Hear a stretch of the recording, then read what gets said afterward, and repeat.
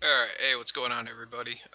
So this video is going to be about a couple of different things, mainly stemming from the recent news update today about XP rates. And the main stem of this is player growth.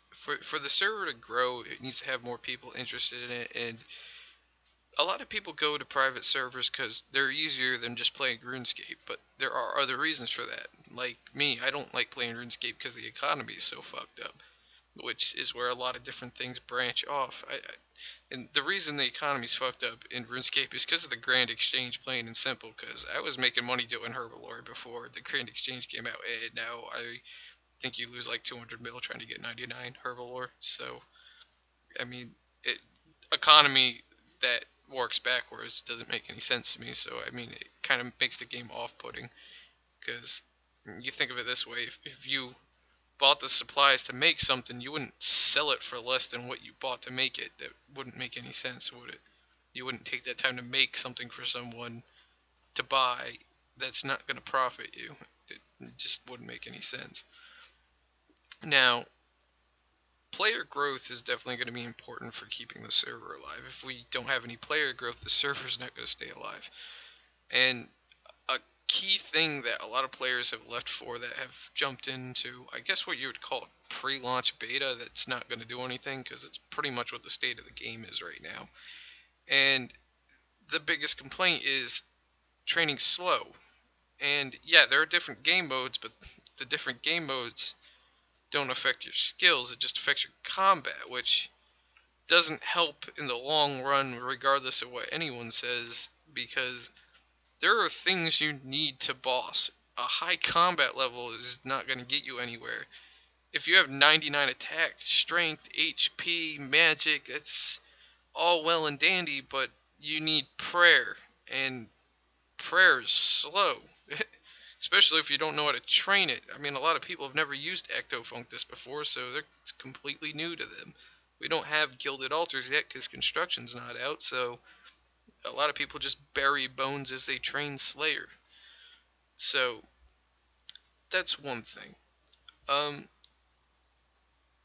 XP in a whole needs to be increased a tad. Not too much. Too much is a bad thing. Too much is what's going to make the economy bad.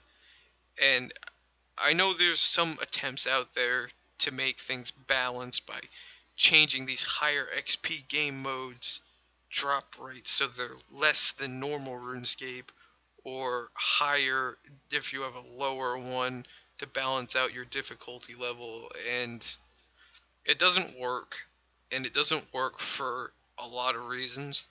I played a different Aerospace server before I played Escape HD, and that was Kratos. When Kratos first started out, it didn't have a whole lot of the OSRS content it had now, which, I mean, didn't really change very much other than adding new items into the game. But the difference being is they had different game modes with different XP rates, and you could tell the difference by who was making money and who wasn't making money based on that assumption. They did counterbalance this though beforehand anything happened, that they would have different rates for these people. But I had two different accounts. I had an Iron Man with a 10x rate that had a higher chance for drops, and then I had a 20x that had a lower chance for drops. It took me 6,000 cave horror kills to get my black mask on my Iron Man. That's a lot. That's really unlucky. And that's the point I'm getting at. When my 20x account, I got 3 black masks on my first task. That says a lot right there. RNG is random. It really is. It doesn't matter what level you are or how far ahead you are in the game.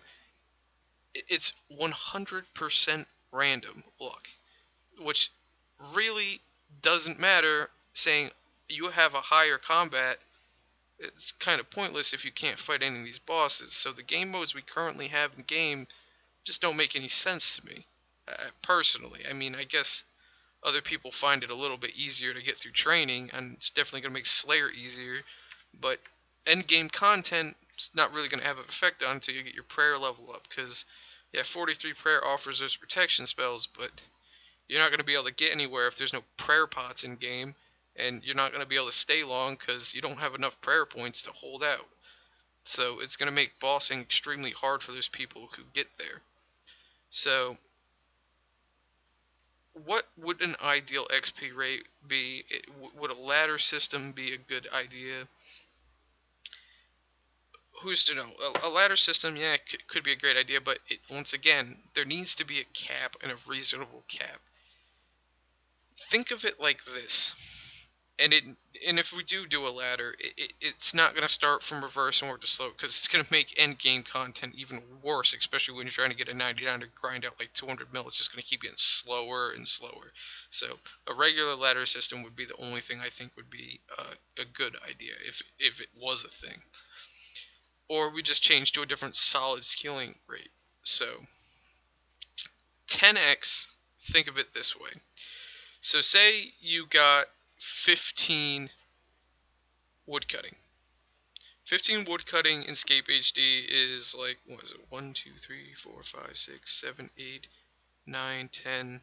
It's 20 logs.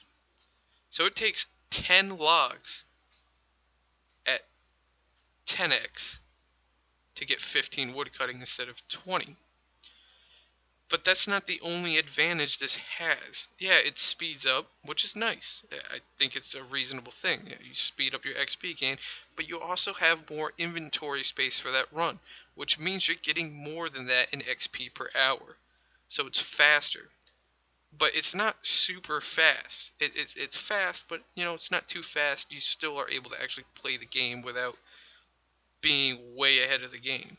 It's a reasonable XP rate, I think. So, with that in mind, I think probably should talk about balancing.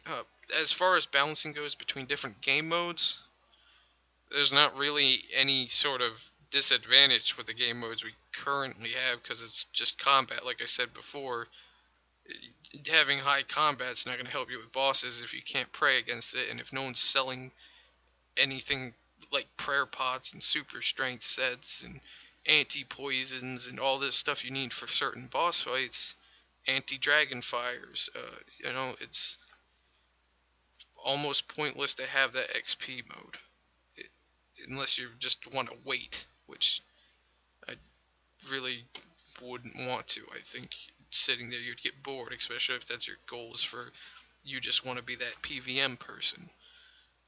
It wouldn't make any sense to have a PVM game mode where you can't PVM because there's nothing in the game for you to use to fight those bosses when you're way ahead of everyone with your 25 times XP rate.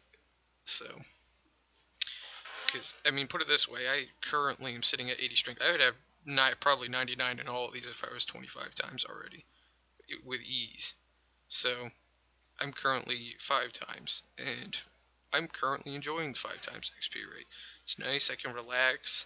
Not everything's going to get done one day, and I won't get dried out of the server, which is a good thing, because I like the server. The server's great.